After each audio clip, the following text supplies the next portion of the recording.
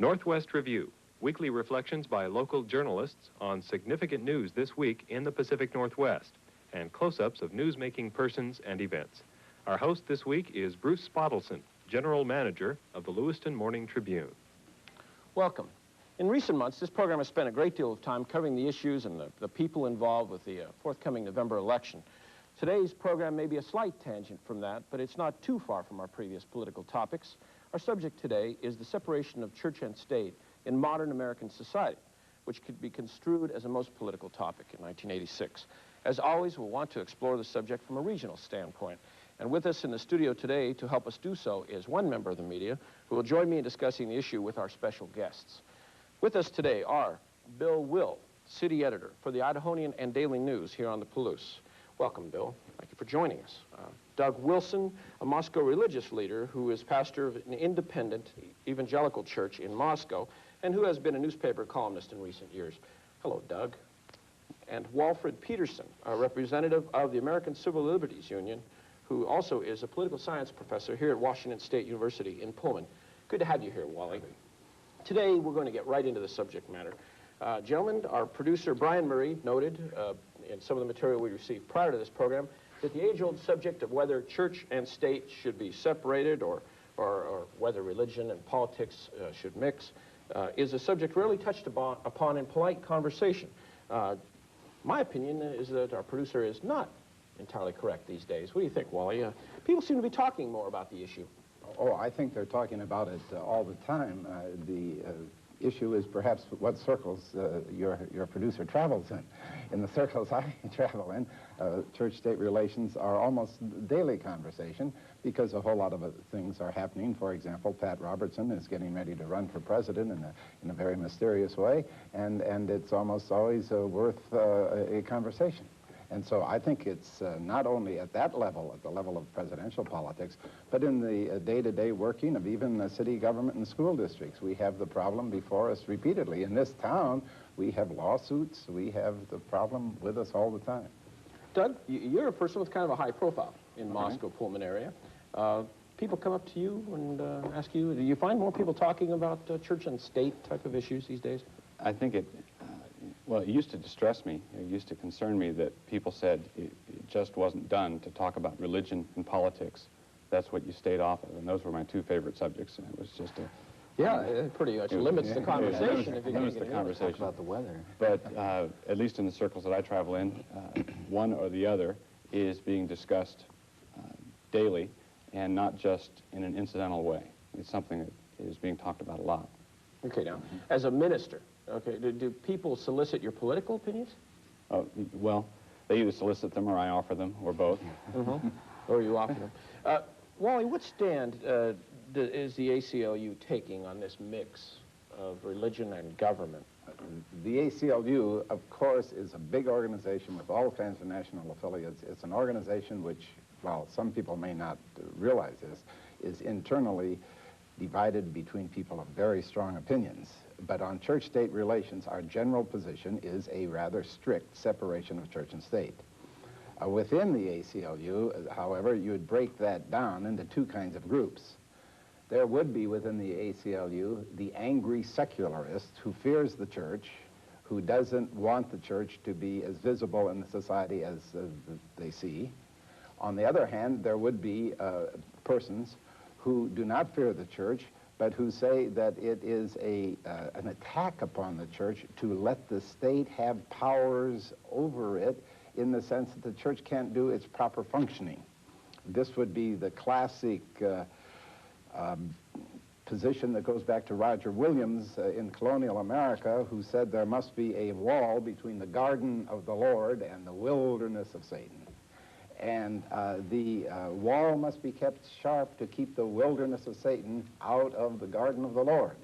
And therefore you will have people who say, let's maintain the wall very high. The best single illustration that sometimes shocks people is this. President Jefferson, who may have been a secularist, and President Jackson, who may have been nothing. I do not know what he was. But they did not want to issue, they did not issue Thanksgiving proclamations. They said, Thanksgiving Day proclamations. They said that's a churchly function. If the churches wish to call a day of Thanksgiving, fine, let them do it. Indeed, that would be more impressive if everyone at the call of the churches took a day off and had Thanksgiving celebrations. That would be much more a witness to religious power than having the president do it. And there you would get the idea that we must preserve the religious from an invasion of the state's power. Yeah. So we have within our group both tendencies. Now, which ones are of course, in the Northwest, as you interpret it? Yeah. Which direction is the ACLU primarily taking? And you're secularist? I would say that the majority are probably secularists in the Northwest. And there are a variety of reasons for that. I think that the western part of this country is more secularist than the eastern part. And if you look at the history of the western states, you'll find in their constitutions extremely brittle church-state passages. They feared, somehow or other, that the church was going to interfere in politics. And look at the Washington Constitution. It is much more separationist than the National Constitution in wording, just much sharper. Doug, what's the...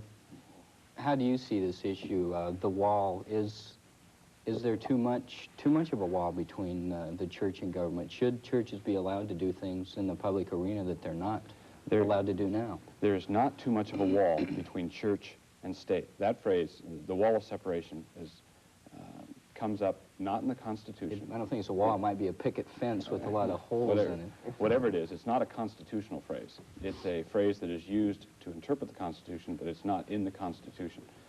Separation of church and state is in the Soviet Constitution, not in ours. In ours, it says Congress shall make no law concerning the establishment of religion. Now, what that means, or what it meant to the men who wrote the Constitution, who ratified it, it meant that we were not going to establish a Church of the United States, like England has a Church of England, and Denmark has a Church of Denmark. They didn't want that, and I applaud that. I don't think we ought to mix church and state.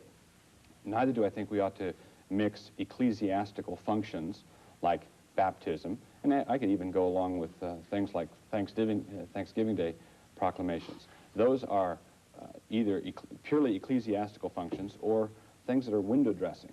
But what do you do when you come to questions of grave national import, like abortion? How do you rule? How do you make the decision? Now, I do not believe it is even possible to separate the state from religious questions. You can separate the state from sectarian dogma. You can have the Congress refuse to take a stand on whether you baptize with heads upstream or heads downstream. But they shouldn't get into that. But you cannot have the Congress refuse to take a stand on when human life begins. That's just one example. And if you don't take a stand on when human life begins, you've taken a stand. If you take a stand, you've taken a stand on the basis of a religious dogma of some sort or another, either a secularist dogma or a Christian dogma or some other dogma. So you can't separate religious questions from the functioning of the state. You can separate sectarianism from the functioning of the state, which is what the Founding Fathers wanted to do. And I agree with that, but I don't agree with the modern confusion of those two things. I'm kind of surprised. My observation here is that Wally has opened with a quote from scriptures, and that you were talking about an interpretation of the Constitution. You gentlemen have kind of turned me around here. Do you see... I can get to the scriptures later if you like. Well, you can get to them any time you like. The point of the scriptures is that they can be used. They are used by both sides of this issue. Okay. And I was unprepared for that, Wally. What do you say to Doug on his interpretation of anything he just said there on sectarianism? Well, again, in many respects, Doug and I are not as far apart as we might first seem, because he reflects that kind of pure classic Baptist tradition, and many people will be surprised at that says we must be distinct from the state, and when the state begins touching our affairs, it corrupts the church. It takes over the church's operation. In that sense, we are much closer, and I've known this in the past, Doug. He is not the classic preacher on this who says that There must be commingling. He knows the distinctions between the functions of religion and the functions of the state. And so in that sense, we don't have nearly as much argument as some people would have. And I thoroughly agree with him that as far as, and he was using the word religious, let's shift to the word moral. When any person has a moral claim, that should be part of the political dialogue. And if it springs from Scripture, fine. If it springs from utilitarianism or whatever other philosophy one lives by, fine. But it certainly is proper. I suppose where the tension arises is where the moral claim is made in such absolute and pejorative ways. You are a sinner meant for hell because you say that. That then people begin saying we can't have a civil society and have that kind of dialogue. If they worry that this very sharp moral claim that condemns everybody else makes civil society all but impossible. That's where we begin to have problems. We've heard some. Excuse me. We've heard some theories here. I'd like both of you to touch on to touch on a case that just surfaced this week. One of the chief theologians of the Mormon Church has been named the superintendent of public instruction in the state of Utah. Is that crossing the line between church and state? Is that a potential conflict there? Oh, not at all. As long as he is able to keep his Mormon theology from being introduced into the schools in some subtle or direct way. A theologian may be the very best person to have because perhaps he has a very high sense of morality, and I'd like to have people with a high sense of morality running the schools. But he has to be shrewd enough to know when his morality is not simply his own religious dogma, if he can draw a line. And I think a line can be drawn in most cases. The problem is this. For example, to take one of the issues that is currently dividing the nation, the one I used before, the abortion issue, I'm not interested in a dialogue about abortion. I'm not interested in it. I'm interested in stopping it, right? And I'm interested in stopping it, and I would use absolute terminology in expressing a condemnation of it. I don't think there's any room for discussion. I don't think there's any room for saying, well, we can all reach a compromise on this issue. So I agree with you there that is the element that causes problems and divides people. But it's not something that you can avoid, right? Because religious questions affect how you think. And one of the major streams of religious thought in America is that of evangelical Christianity, which is not prone to saying, well, we're all saying the same thing here. It is prone to saying, well, we're not saying the same thing at all. This is right, this is wrong. And because this is right and because this is wrong, we have to put a stop to this over here. But Father Kern, who's been much in the news lately, when he was in Portland, Oregon about a year and a half ago, I went down and heard him. And he was trying to persuade his fellow Catholics down there at a conference that it's true they had a stand on abortion. It's true they have a stand on other things. But he said there's a difference between that and making our stand public policy. And if a person says that I have a stand on whatever, and remember, there are all kinds of wild ideas, not only religious, but other ideas in society. And if a person says that my moral stand must be public policy, or I will, and then a whole series of possible dire consequences, and finally, what? Burn clinics where abortions occur.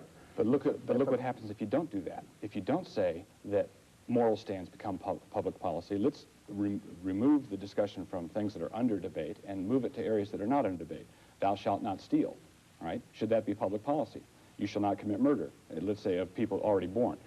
Should that be public policy? You should not commit, this is not in the Ten Commandments, but the prohibition of rape.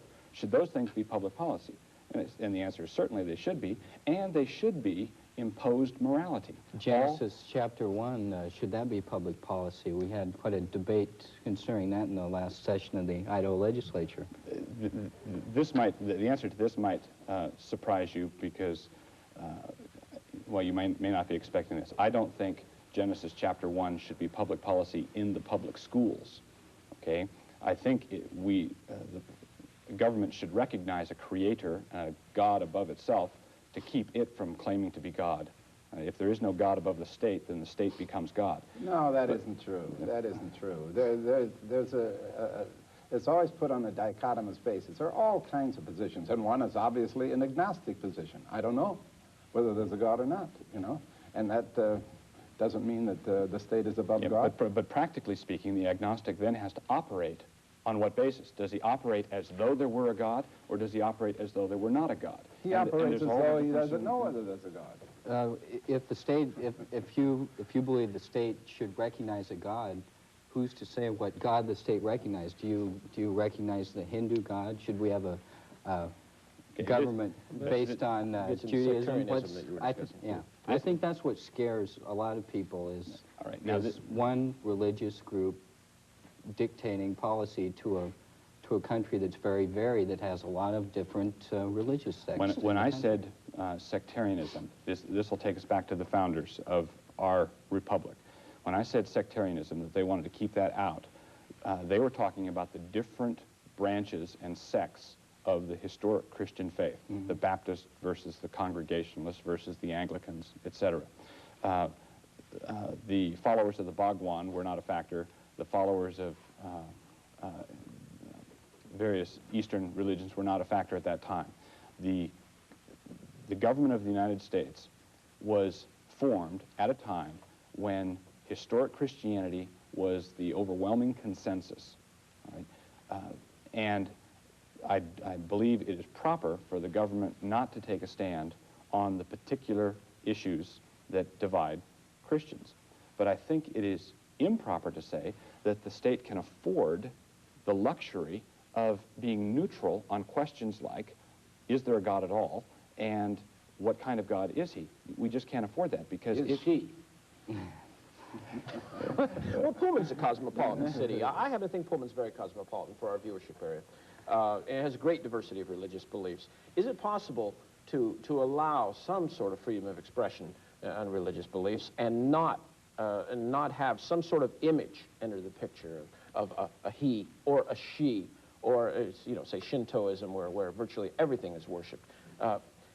Is it possible to allow religious expression without having some sort of image that's Christian or... Neutrality on religious questions is impossible. You cannot address the public policy questions that we're facing, questions like war, peace, life, death. You cannot address those questions without presupposing a religious truth of one nature or another. So it's not a question of whether we impose morality. We don't have the luxury of not imposing morality. We have to decide which morality we impose. We just... The traditional Christian morality is, Well, I would advocate. There That's is exactly no right. traditional Christian morality. It's been mentioned that the Christian churches had a long-term stand on abortion. When you read Catholic history, you find that there's been an enormous range. And in fact, it's rather recent that the Catholic Church has taken the position that it now seems to hold on abortion. The Protestant churches have had differences within them. He's ruling out, when he talks about the Christian position now, a significant number of Protestants, very dedicated, very devoted, in fact, spend their lives trying to promote their religion, who hold a different view on abortion than the evangelical churches do. And their religion is, as far as the state has to be concerned, absolutely as good as his religion. There is no Christian position on most things. Think of the issue of war. Think of the issue of terrorism. Here, some Christians say, it is my moral duty to be a terrorist. Other Christians say that I'm a pacifist, absolutely, never would be involved in war. There is no Christian position on thing after thing after thing after thing after thing after thing after thing. When I was a kid in the evangelical churches, no pastor would have been a pastor if they had a divorce, for example, if they had been divorced. Now, in evangelical churches, you can have pastors who have divorced. That's okay. There is no Christian position. It's always in flux. All the It's always diversity, in flux. all the diversity that you've mentioned tells you more about the inconsistency of people who call themselves Christians than it does about Christianity. But you see, we only work with people. That's all we've got to work with as far as the policy concerns of this country are What he's involved. saying is, say, divorce, and Catholic Church is an example. There's divorce, been a change in church doctrine there. But the things that Wally's citing are things that are accepted now as permissible by religious leaders. Okay. It's not necessarily the Christians. I think he's making a point on religious leadership is saying that these things Sure. are, A or lot that of- the churches are. A lot of the things that are going on in the churches reflect the same secularist tendency that has contaminated the church, that has contaminated the churches, as has contaminated our public life. There are people who are no longer hold to absolute truth. There are people who no longer hold to the historic truths of the faith, and they're undermining it in the name of it. My point is that whatever you do, you can't say, well, let's not get embroiled in all this religious controversy, because you can't afford that luxury. Because if I come back and say, all right, now, if you pass a law against murder, for example, and I am an intelligent citizen, and I say, why did you do that? Why? Now, it makes all the difference in the world whether you answer because Moses was told on Mount Sinai, you should not commit murder, or because you appeal to Jeremy Bentham's pleasure principle, the greatest good for the greatest number. It makes all the difference in the world, because if you adopt this worldview, certain things flow from it. If you adopt this worldview, other things flow from it, and all law is theological in nature. It doesn't make that kind of a difference, because, in fact, the picture you're presenting of the world is a picture of some ideal morality up there in the sky, That's and right. we're supposed to pattern ourselves after it. That's exactly right. That ideal If you acknowledge that. has only produced difference all the way along the line. By the most sincere, honest people, the men and women who devote their whole lives. And therefore, we have to appeal finally to some kind, and I don't know the proper philosophical word, I'm not a philosopher, we have to appeal to some kind of public utility. That's all we're going to get. Okay. You're asking for certainty. There is none. There is none. But if you There remove, is none. but if you, there is none, right? Is that what you're saying? You're right. You're right. Okay. You said it. If you remove this standard in the sky somewhere, if that standard is removed, you don't eliminate all the diversity. You have just as much or more diversity that you had before. You have no basis for deciding. What do you do? If you say public utility should guide what we do, what do you do with those millions of people in this country who say public utility has nothing whatever to do with it? What do you do with them? Well, you simply say that the society works. By the way, look, the society has worked for a long time with all this difference. And you go back to the day of the Founding Fathers and say that was historic Christianity. Those historic Christians back there burned witches who also thought they were Christian, and they drove out Roger Williams from Massachusetts, and they hated each other the way Christians now say they hate communists. And by the way, the word hate is appropriate, even though it's not permitted within the Christian vocabulary as a virtue. Well, it is permitted within, if you read the scriptures, there are certain things that should be hated. Evil, but they hated people. They hated Roger. No, We have 5 minutes left, All right. gentlemen. Oh, my God. You talk about how practical it is for some people to pursue certain issues in society. Is it possible for the ACLU, or is it practical for the ACLU to continue to pursue this, the stand? Can you stick to the letter of the law in a nation in which the birth of Christ is recognized as a federal holiday, in which Congress opens with a prayer, in which the coins say, "In God we trust"? Are you being practical, Wally? The society is enormously complex. We have to make compromises. You can make compromises with tears in your eyes, but we make compromises because otherwise we tend to end up shooting each other. And yes, we can make exceptions. We might fight on some issue and say that chaplains in a state legislature should not be paid a salary and should not always be paid hired from the same denomination as was true down in Nebraska or Kansas or wherever it was that last case through. We can say that, look, that's inappropriate, but if we lose, yeah, so be it. We've lost, but we've been a witness to the, quote, truth, unquote, in the process. Well, what do you see happening with the political stuff going on now? Pat Robertson taking his background. Well, this is profound because Running for president. If he is going to run for president and win in the precincts, it means that he will have to organize the evangelical Christians to take over the precincts, the way the WCTU and the prohibition forces took over precincts of political parties in the past. If he succeeds in that, I imagine it's going to split the Republican Party right down the center, because there are a lot of Republicans who aren't party to that. Of course, if he can keep hurricanes hitting New York and so on, it will give him the vote in the South. Doug, your position on Doug's position on Pat Robertson. We've got them. Just 2 minutes Basically, left. I support him within very constrained limits. I do not support a bid for the presidency by him, but I think him running for the nomination could put him in a position of being a broker at the convention, and he would be able, in exchange for delegates, to get a strong pro-life commitment, a commitment to appoint strong pro-life judges to the Supreme Court, etc. If he does that, more power to him. And You would applaud that. I applaud that. I have doubts about whether would be able to put together an evangelical coalition. I think there are many evangelicals who are dubious about what he's doing, and I'm among them. But nevertheless, support his policies and applaud anything constructive that he can get done.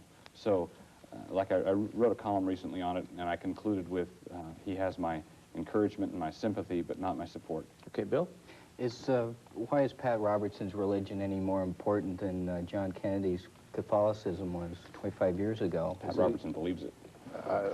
That is a very good answer. Pat Robertson believes it, and he will attempt to use power, as far as I can determine now.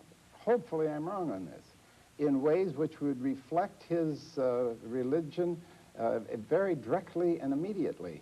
I fear him because he has some ideas that I fear with respect to international relations. I fear that it would be very disruptive of the congressional process if he was vetoing things by his standards, because I think he has extremely rigid standards. Incidentally, I think we should point out one thing. People are concerned about the Jerry Falwells and the Pat Robertsons and those people getting involved in politics because of the mixed... Pat Robertson's concerned about Jerry Falwell because Jerry Falwell's not supporting him. Supporting George Bush. The main concern is that they have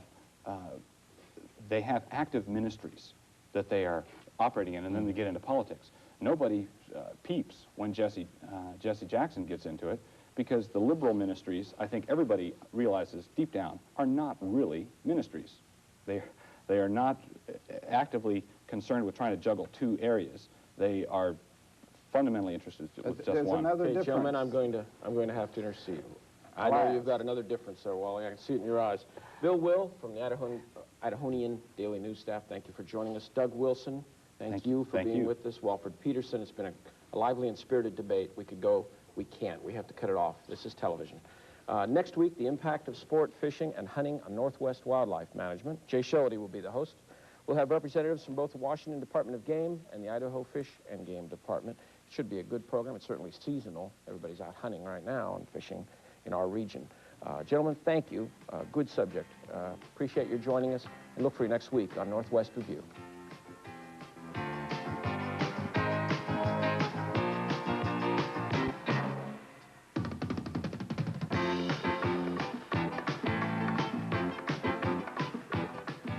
James Stewart and Carol Lombard star as a married couple in the delightful motion picture Made for Each Other. Watch tonight at 8 o'clock. And now, Washington Week in Review.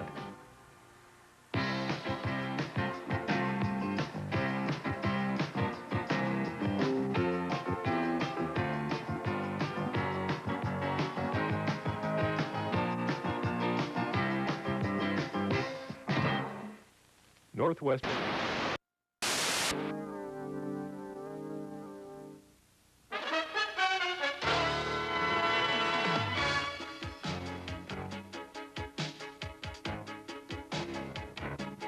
Good evening, and welcome to Counterpoint for Thursday, October 15th. This is the program that brings together a couple of people you know once a month. Bill Hall, the editorial page editor for the Lewiston Morning Tribune and columnist with that newspaper, who generally represents the liberal point of view. And on the conservative side, Doug Wilson, a Moscow minister and also columnist with the Lewiston Morning Tribune. And I'm Glenn Johnson. In a moment or two, you'll hear their editorial comments, and then halfway through the show, we'll go to the grab bag of current topics. First of all, here's Doug Wilson. The revelations concerning the background secrets of the various candidates for the office of president have been, to say the least, interesting. We've had Gary Hart fooling around, Joe Biden borrowing stuff, Pat Robertson covering up, and on and on. It is beginning to look as though the last one standing will be our next president. And perhaps he will be the last one standing because he is the best liar. Of course, none of this really matters. The next president will be whichever candidate is nominated by the Republicans. The reason for this is simple. Until the Democrats quit catering to the Looney Tunes left, they will continue to be on the receiving end of 49 state blowouts. The American people are instinctively conservative. They are not ideologically conservative, but that doesn't really matter. What matters is the fact that they won't vote for Mondale's, Gephardt's, Simons et al. They are willing to vote for a Democrat, but he must be perceived as somewhat conservative, an option which is not likely given the socialist snake oil which the party is currently trying to market. Bill, you should know all this. Who are you going to support in the next election? Are you going to support a mildly conservative Democrat? Good luck finding one. Or are you going to go down with the ship? Well, I'd like to go down with Mario Cuomo, which proves your assessment of this current batch of candidates, and my assessment of those on the other side is that they are pretty disappointing. However, I do worry a little bit of all these revelations about these candidates, that this is going to drive us not just away from candidates of that sort, but toward some sort of a supercilious Puritan, someone who is no longer human or perhaps never was. Now, when you say that you would like to go down with Mario Cuomo, are you saying that you simply want someone who belongs to the Looney Tunes left but is a good orator? Is that what you want? Because Cuomo is certainly a radical in his politics. Well, to you, everyone to the right of Bob Dole is a Looney Tunes You mean to the left of Bob Dole? Yes, to the left of Bob Dole. But I don't, no, you're right. I see Mario Cuomo as more of a centrist and more of a pragmatist, I think is the way to put it. He will come down on the left side of the issue 75% of the time, but it ain't his religion. Well, suppose maybe what a pragmatist is someone who comes down on the liberal side of the issue 100% of the time, but knows when to talk like a conservative. Well, that may be what your definition is, but that isn't the description of Mario Cuomo. He is a true pragmatist in that he believes in whatever works. And sometimes he believes it's the conservative approach, and most of the time he believes it's the liberal approach. Now, do you really think that Mario Cuomo wouldn't be on the receiving end of another landslide victory for the Republicans? Do I think he wouldn't be? Yeah, do you think he would have a chance at the office? Oh, I think he'd have a far better chance than any of the others in the race right now. Do you think he knows that? Yes. Why isn't he? Well, I think it's an unfortunate fact that he's proving that the only people sane enough to be president aren't crazy enough to run for it. Look what Bush is embarking on now. Look what a nice man like Bob Dole is embarking on, spending the next year and a half in motels, kissing babies and drinking seltzer water with fat Republican women. So you think that that Mario Cuomo is waiting for the next election or waiting for a draft Cuomo movement when everybody is I think Mario Cuomo is Hamlet. I think he really has some genuine reservations. Maybe he has some bodies buried. I have heard that in the last governor's race, his son was worked over on some minor irregularities by the opposition, and Cuomo wouldn't accept that price of the presidency. There is such a thing as a man in public office. There are a few of them who are sincerely torn on whether the nonsense they have to put up with is worth the candle. Well, Bill, I guess it's time now to burn the candle at the other end. It's time for your commentary. What a thunderclap. Steve Sims, the junior senator from Idaho, came out against a right-wing military dictatorship. That doesn't happen every day. He gave two reasons. Number one, he said the government of Panama is rejecting the right of the United States to defend the Panama Canal. And two, he said the government of Panama is a dictatorship accused of murder, drug trafficking, falsifying documents, and assorted other brands of corruption, just like the Contra rebels in Nicaragua, whom the senator supports. In other words, the senator's first objection, that a little country is defying the United States, is his only serious objection. If the government of Panama were supporting some U.S. aim, the senator would excuse any naughty little weaknesses for murder, drug trafficking, or other forms of corruption. When they're doing our bidding, boys will be boys.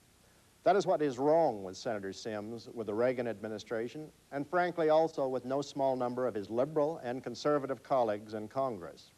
They oppose dictatorship only in the abstract and not in cases where a dictatorship suits their purpose.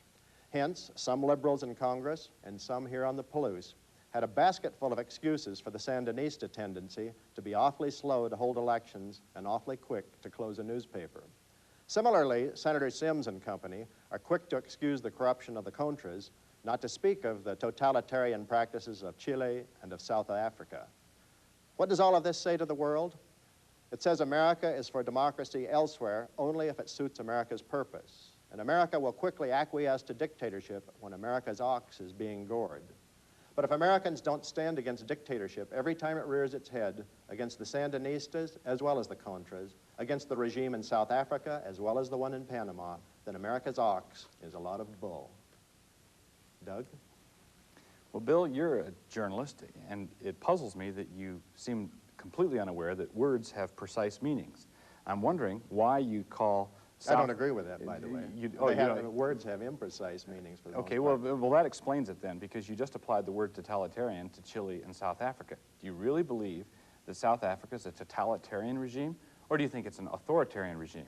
If you don't believe that it is totalitarian in the generic sense, then you have just proven my point that words are rather fuzzy in their meaning. No, I believe that totalitarian means something very specific, and it does not apply to South Africa. Something else does. Well, what you believe and what the dictionary will support are two different things. Totalitarian and authoritarian are interchangeable. Sometimes they're specific. All authoritarian regimes, all totalitarian regimes are authoritarian, but not all authoritarian regimes are totalitarian. All right, so they don't mean the same thing.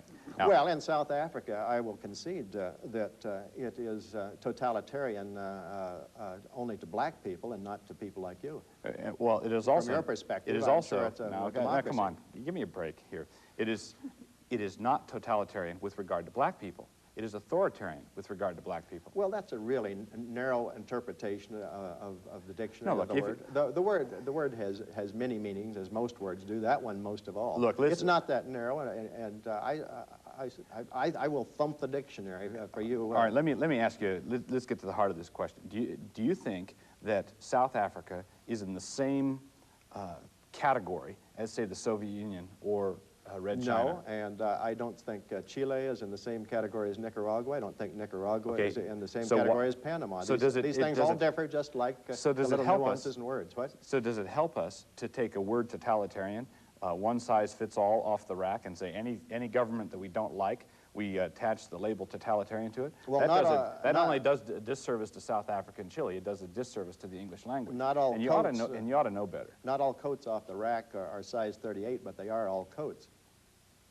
And these are all governments. But we're talking about what type of government it is. And the government of South Africa is a different type of government. These are all police states. Police states. Do they police everything? See, No, they police only the black people in South Africa. Just hold on a second. A police state, a totalitarian state, polices everything. An authoritarian state polices some things. Now, I agree with you that it polices some things it shouldn't. Chile polices some things it shouldn't. South Africa polices some things it shouldn't, but it doesn't police everything. A totalitarian regime polices everything.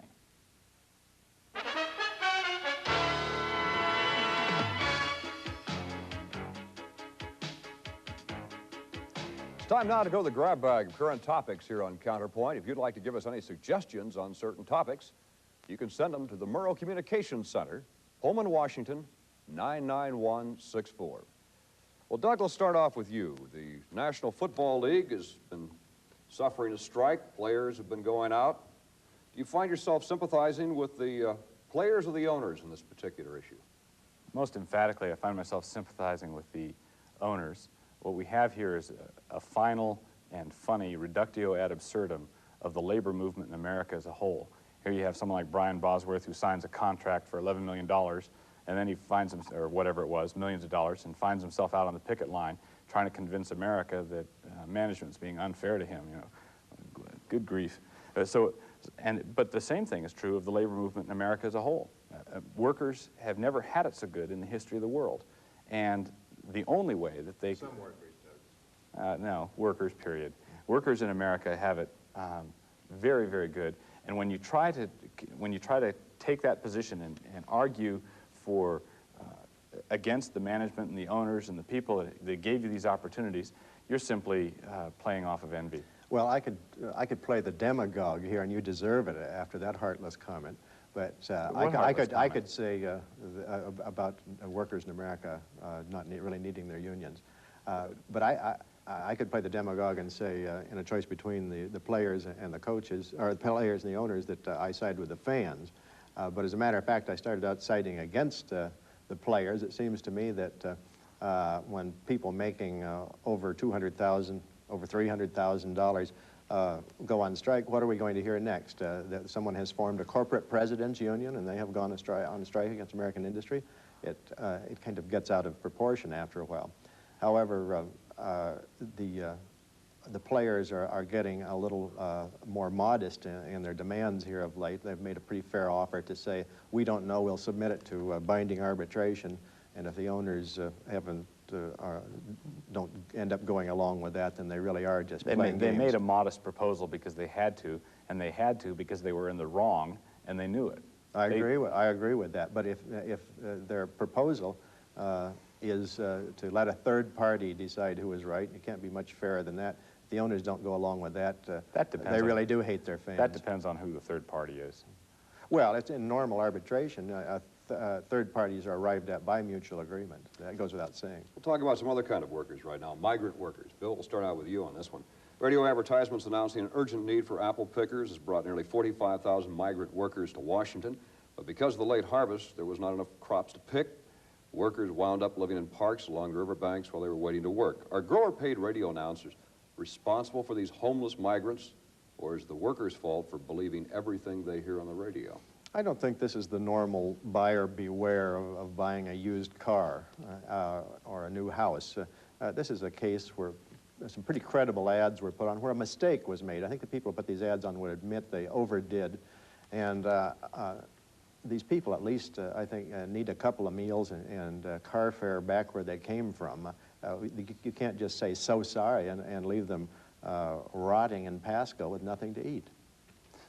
The problem with that is, obviously, you don't want to say you want to leave people rotting in Pasco with nothing to eat, but the question has to do finally with responsibility. This whole problem with migrant workers this year started with immigration reform.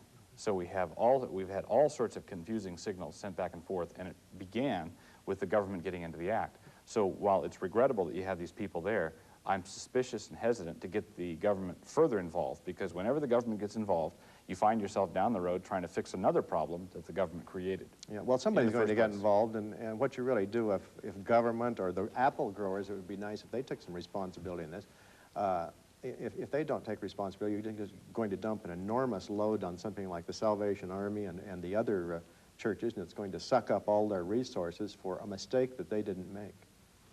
Doug, taking a look at America's response to the Pope's recent tour of the United States and considering money in the church, should the United States government extend its special security forces to protect the Pope? Taxpayers, regardless of their religious affiliation, are supporting the Catholic cause without a choice. Could this be an infringement on constitutional rights? The Pope is not just a religious leader, he's also a head of state. It's a tiny state, but he is a head of state. And if Princess Di came to America, it would cost a lot for crowd control and all those things. That's just part of the ballgame. So if a foreign head of state comes and attracts a large number of people for whatever reason, for religious reasons or personality reasons, then our government should pick up the tab.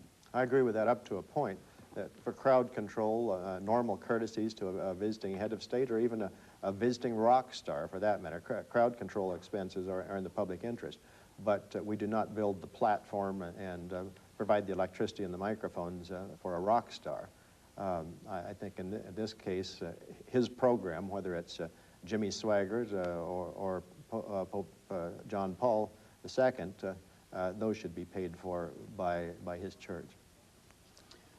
Bill, taking a look at the Judge Robert Bork issue and the reaction of his opponents, his nomination to the U.S. Supreme Court has resulted in a political contest.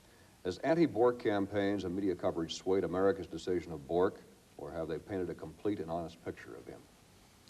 Oh, I don't think they've painted a complete and honest picture of him. They've painted perhaps a complete and honest picture of those hearings. Robert Bork is a pretty complex man. In some ways, he is an ultra-liberal. In some ways, he is most ways, he's an ultra-conservative. He has spent his whole life the same way. He began as a liberal. He's flip-flopped back and forth from one radical to one moderate belief to one radical belief and back again. He is a great big question mark, and if I had been sitting on that committee, I would have rejected him for that reason. But I think the liberal Democratic senators, sorry to disappoint you, Doug, played too rough a couple of times. And I think Senator Orrin Hatch played too rough in the opposite direction. Well, it's not a question of playing rough, it's a question of playing honestly. We're not talking about playing hardball, which you'd come to expect. We're going to change the complexion of the court into the next century. You'd expect liberals to oppose him, and I don't object to that. I don't object to them playing hardball. What I object to is the intellectual dishonesty. Now, I object to it in principle. I don't object to it in practice, because in this issue, the liberals have done nothing but shoot themselves in the foot. We're going to get a Reagan nominee to this court. They can't stop that. So we're going to get a conservative on that court. And what they're probably going to wind up with is someone far more conservative, ideologically, than Robert Bork. Bork was a judicial conservative, but not an ideological conservative. So it distresses me that a good mind probably won't get on the court, but it doesn't distress me for the sake of the future of the court. I think the liberals lost this one. Well, the fact that you mentioned the fact that we're going to get a conservative nominee. We not only are, but we should. I believe a president has a right to a nominee of his own philosophy. That's the way this Supreme Court system works. It's a wonderful anachronism that hangs around the neck of the next administration, or it's a brake is a better analogy. You tend to have conservative Supreme Courts with liberal presidents and vice versa, and I think that's healthy. And if but, we get Bork was rejected not because he was conservative. You've said he's going to be accepted. That means that the Democrats who rule the Senate don't differ with that. They're willing to approve a conservative. They're not willing to approve a loose cannon. But no, what they were doing is responding to pressure from radical leftist groups, now and ACLU. What they were doing, leftist groups and moderately left. No, groups. they were responding to political pressure. They will be unable to respond to that political pressure on the next nominee, although that pressure will be applied. They weren't acting judicially and impartially. They simply had their feet to the fire. By the way, this will not be the first time, if it happens, that two nominees are rejected back-to-back.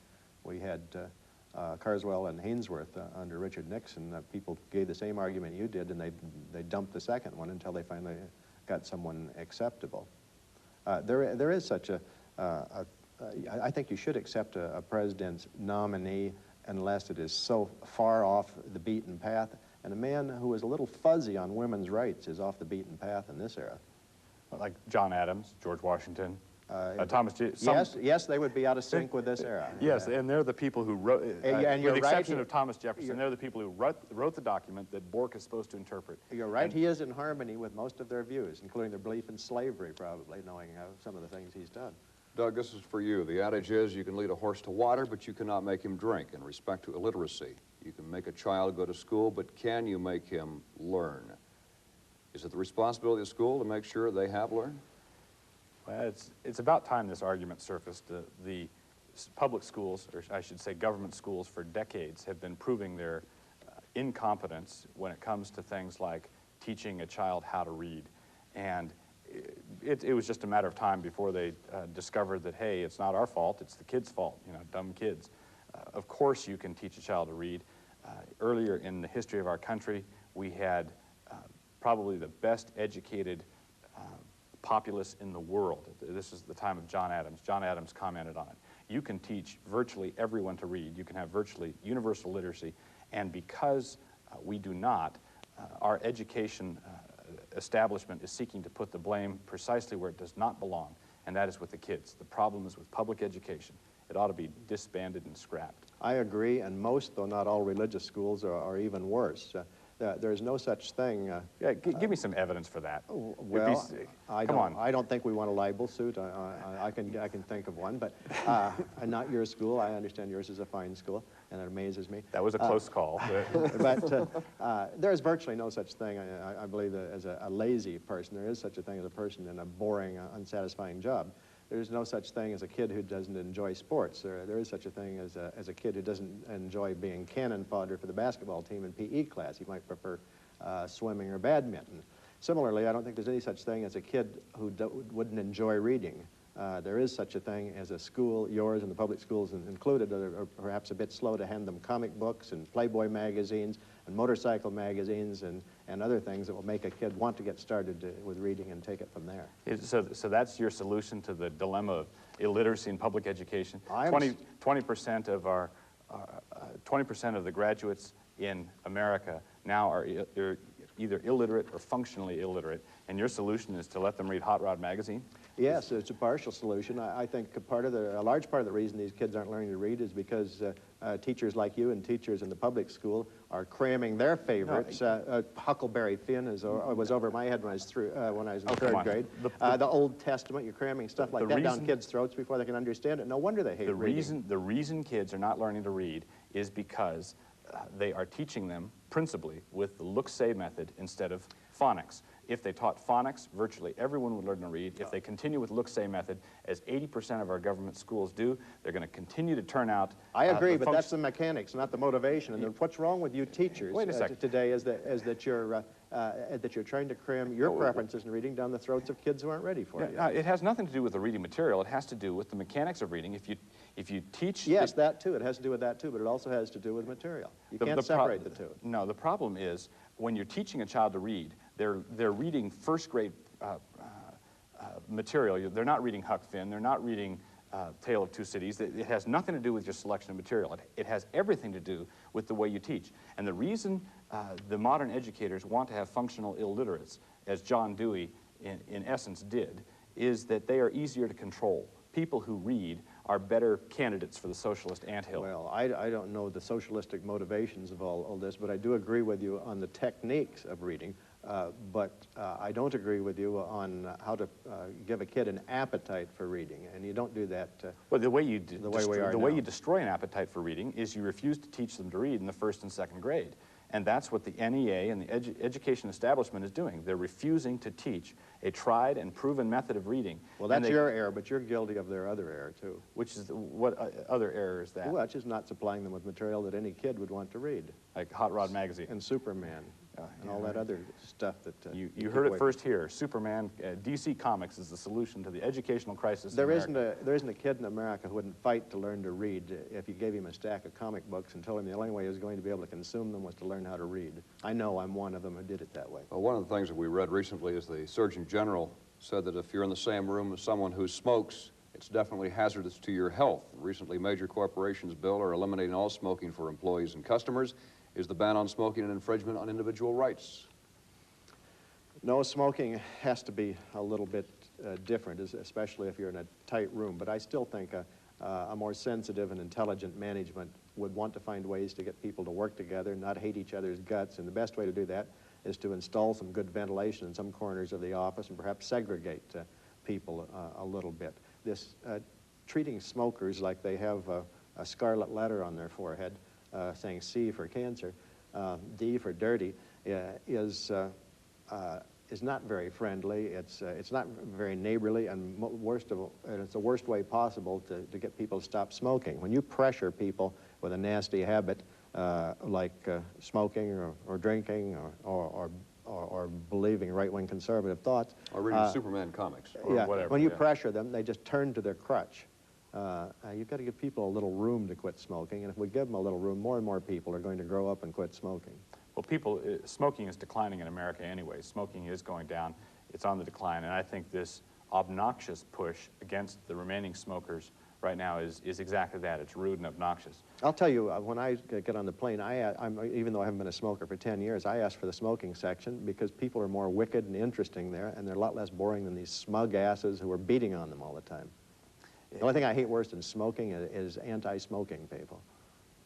And that leaves you. Doug, child abuse and parent discipline. There's a fine line between the two. Where is the line drawn, and when does the social worker step in without interfering? Step in without interfering? Well, that's what it says. Okay, well, I'd like to object to an earlier part of that question where it says there is a fine line between child abuse and discipline. There isn't a fine line at all. There's a Grand Canyon that separates the two. And the fact that social workers can't tell the difference and they think there's a fine line between the two demonstrates their utter inability to have it to be any part of the solution to true cases of child abuse. The first thing you do to protect the child is to keep social workers out of it. Well, I think I agree with what you just said, but I think you don't read enough into the question. It's more a case of if you are a social worker or a neighbor and you kind of think somebody might be banging his kid around a little bit too hard, that is a serious matter to interfere if you turn out to be wrong. it becomes a false accusation. It's a tricky business to know when to step in and when Well, not to. that's right. It is a tricky business, and part of the problem is poor definitions. Child abuse is one thing, child discipline is another. Now, if you want to know what child abuse is, go ask a policeman. A policeman can tell you exactly what child abuse is. You don't need someone who's been to some school and been taught that if a parent spanks his child and then has a good talk with him and loves him up afterwards, if he is taught that that is a form of child abuse, and many people are taught that, then it's no wonder that they get out there and confuse neighbors and people who are wondering, what do I do about this particular case? Yeah, but Doug, whether you and I sitting here with our well-read and fannies from our boyhoods realize it or not, the world is changing now. There are an awful lot of people in this country who do consider spanking child abuse. And they're wrong. Yeah, It's that simple. They're wrong. The issue is not whether you've hurt the child. Spanking is supposed to hurt. Well, first of all, I don't know a social worker in the second. country who's Wait a going in second. after a mere spanker. Well, in Sweden, spanking is outlawed. That is Well, the I direction. don't live in Sweden. Well, we're headed this way. A local paper, when Sweden passed their Well, law, Sweden's a headed local this way. paper which shall remain nameless wrote an editorial in favor of that particular law. That sentiment exists here.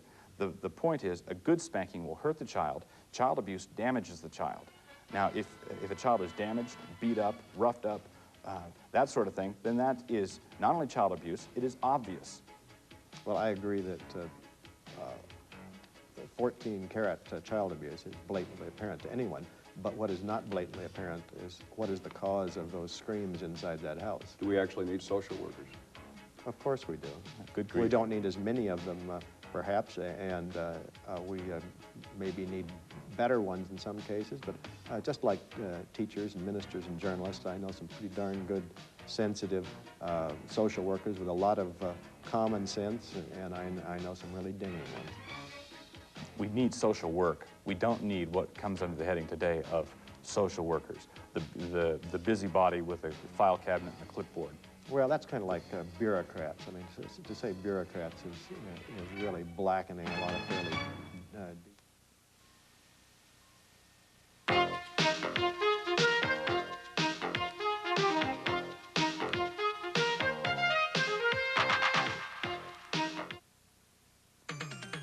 This is Northwest Public Television, KWSU-TV, from Pullman.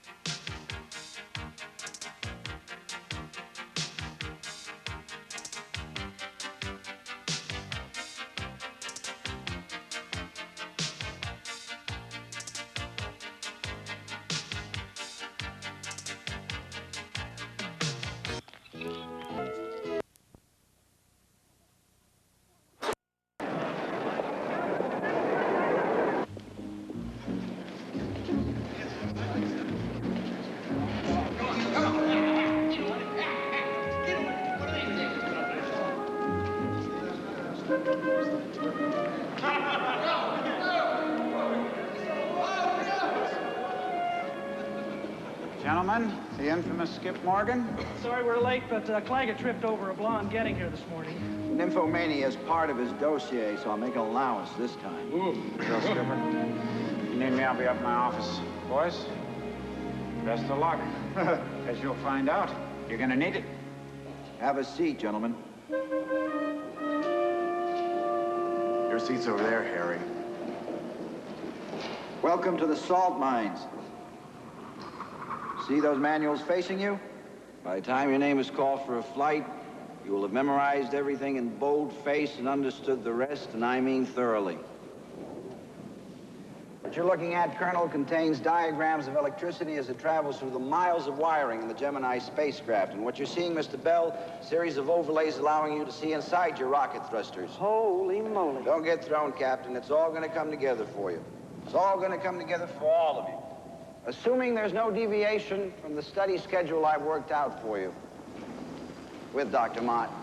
And that schedule calls for 2 hours of intellectual discussion a day, 10 hours of lab work, 2 hours of comparing notes, then 10 more hours of hands-on experience. I say something funny, Glaggett? No, sir. No, I'm just counting along with you. And while I don't mind giving up eating and sleeping, you just laid out a 24-hour day without a social breather. Sorry about that. You'll have to get along with your memories for a while. Now, we're also assigning each of you a field of specialization because of your airplane knowledge, you get structures, Lee, your electrical systems, Bell, your flight surfaces. Jensen, you being 5'4" actually helps us here. Flight gear and survival mechanics. Your work on propulsion at Edwards makes you our rockets man, Cater, and Pope, navigation and computers. Great. But would I be out of line if I asked you how I drew that one? Doctorate in astronomy. No other questions? Good. Now recess till 1600 hours while you stow these manuals. This stuff weighs more than Jensen does. Yeah, but I'm a lot more laughs. You're a natural-born leader, too, Harry. Absolutely. And when we colonize new planets, you're going to be surprised to learn there's societies out there where anyone over 5'6" is suspect. Hey, why don't you slip by the house for a brew? 10 o'clock in the morning? 10:05. I gotta make a phone call. Uh-oh. Long-distance loving, AC. It's for the birds. You better check out the local groupies. I'd invade your turf. Forget it.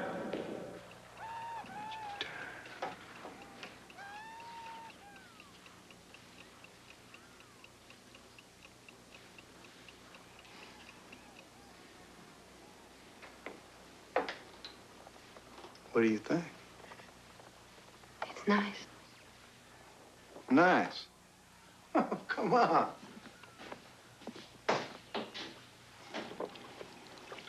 You know, from the looks of that spectacular photo, I think you ought to be inside with the kids watching Gunsmoke. Well, I like it. You probably had lots of things on your mind, like blonde things and brunette things. Well, how about bald? You never heard about my addiction to women who wear toupees? Skinheads. You know, I was coming to that. Well, I should hope so. I mean, I never was one to discriminate now. Yeah, if you had been, I most likely wouldn't have hooked you myself. Debbie D, stop talking like that. What? Oh, come on. I mean, you're the best thing that ever happened to me. Yeah, well, I guess that is reassuring, knowing I prevail over a cast of thousands. What the hell's going on with you? I mean, you're the one that laid out the ground rules. Yeah, and I'm glad to live with it. But you keep telling me that's the difference between you and the other wives. It is. Only this morning, Gloria Cater asked